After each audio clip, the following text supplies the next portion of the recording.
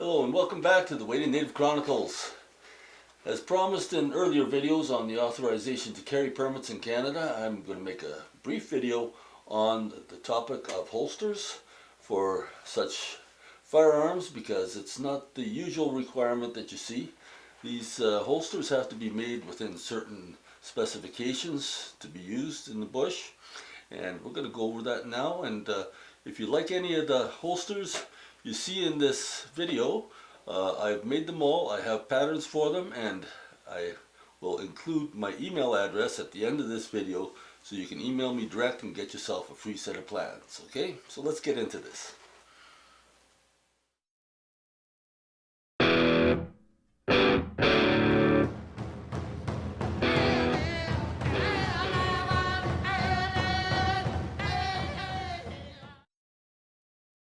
Okay, to start off with, I'm holding a Model 29, a Smith & Wesson 44 Magnum. That's a pretty heavy handgun for use in the bush for protection. It's a long-barreled version. It's quite a heavy gun to carry, but it will sure get the job done. And you can see with the kind of holster that we have here, that's gonna drop down pretty far down on your leg. So in this case, I have this holster with the starting off pretty high on my hip, but I can't really drop it any lower because otherwise it'll be down to my ankles basically. But your requirements when it comes to using a handgun in the bush in Canada are that you have to have a way of securing the gun.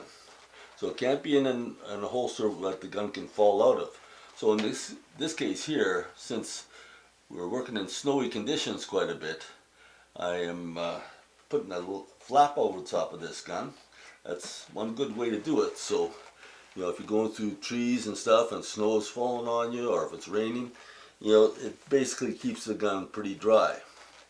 Also on this gun, I have a leg tie on it to keep it from flopping around when I'm drawing it. And I also have a plug in the bottom of the holster, and that is something that all these holster designs will have in common, because in the winter, again, you know, you're walking through deep snow and you can get the end of the barrel clogged with snow or with dirt or other things. So it's a good idea to have the bottom of that holster plugged. You know, some people don't like it. They like to have any dirt and debris falling right through the holster and out the bottom. But if you're in the snow, I think you're far better off just making sure that that muzzle doesn't get plugged. So hence that. Now also with this gun, I have I can put a speed loader on it, and I also have a cartridge belt for it. So the speed loader, I can just strap that onto my belt, but I want to have that in a position so that when I'm bending over, it's not in my way. So I found that out just through experience, that it does get in your way. Maybe it's because I got a bit of a big gut. I don't know. I'm gonna lose that, but it's good to have a speed loader, because if you run out of your 6 shots and you need to reload fast again, you can dump them in pretty quick with that.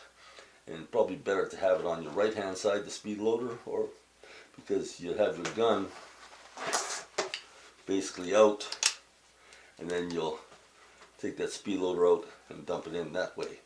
Now there's another situation that it can occur too when using a handgun to protect yourself.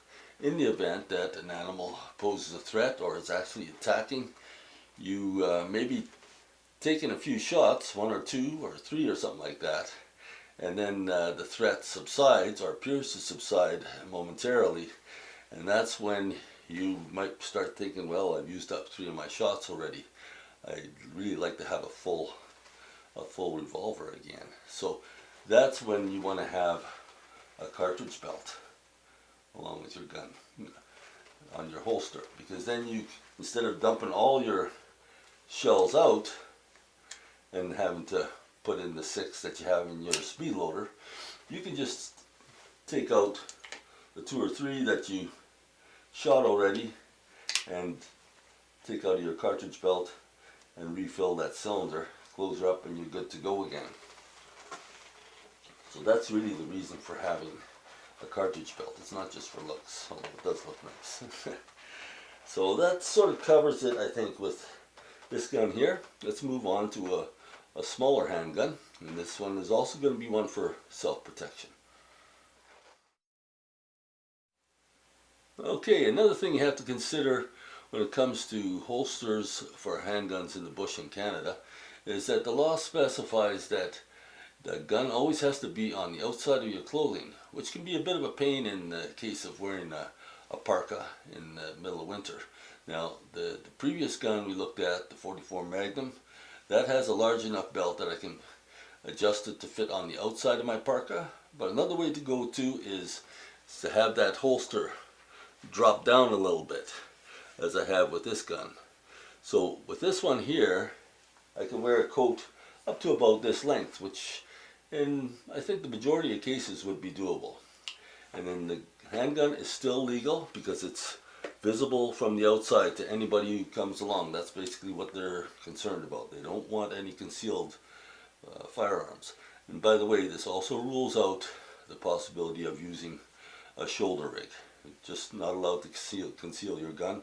And even if you were wearing a shoulder rig on the outside of your clothing, it's still not legal. The gun has to be in a holster on your strong side, no cross draw either. So, and I think a lot of that is a safety concern, because even when you're cross drawing, you're tending to drag the muzzle across your left arm, and when you're taking it out of a shoulder holster, you're crossing your arm with the muzzle when you withdraw the gun that way. So strong side, you can get that gun out safely without sweeping your body. So here is this is a Ruger Security 6 with a 2 3/4 inch barrel. It's actually very short and handy. It's ideal for actually protection in the bush if you want something that's light and easy to carry, and still quite powerful. But unfortunately, a gun like this in Canada, for most people, you can't use that unless you're in that small class of individuals who has what they call a 12.6 authorization, which I do happen to have. If you had it back in the 90s when they changed the law, then you can keep it for life. But if you haven't, there's no way of getting it later on. So anything that you would use like this would be a 4-inch or longer barrel minimum. But this is just for the idea. This is what I use. Now, in the case of this holster, I left the holster top open. And again, all these patterns will be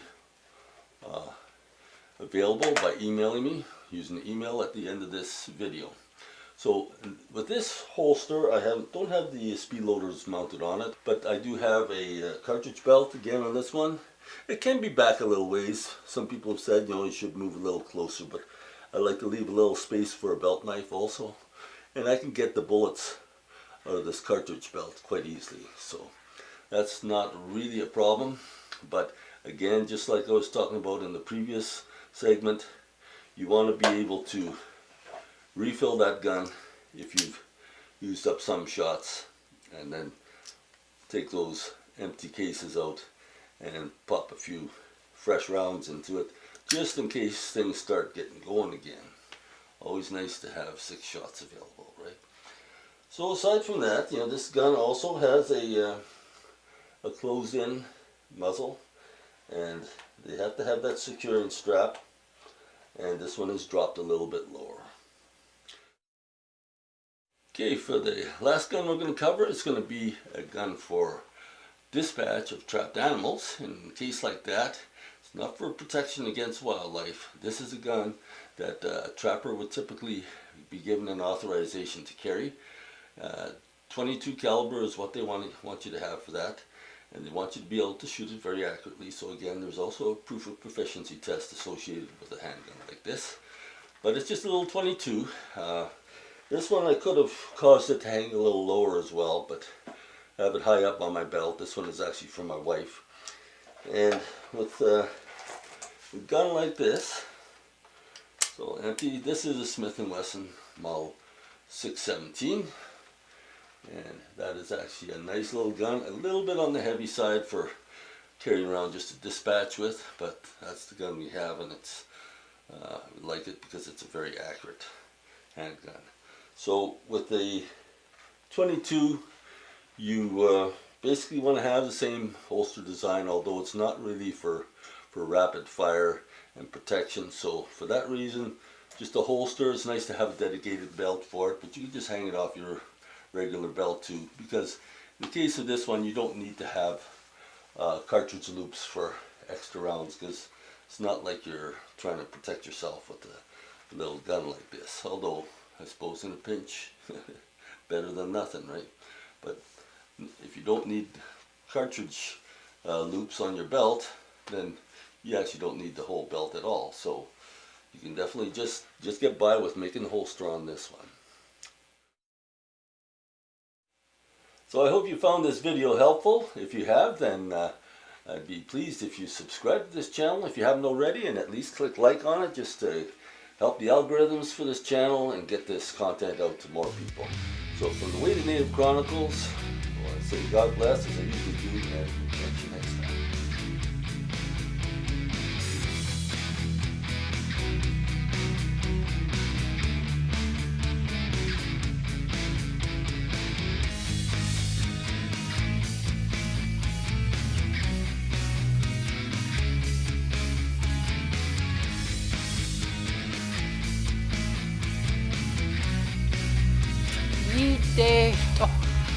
Then they got kitten, careful,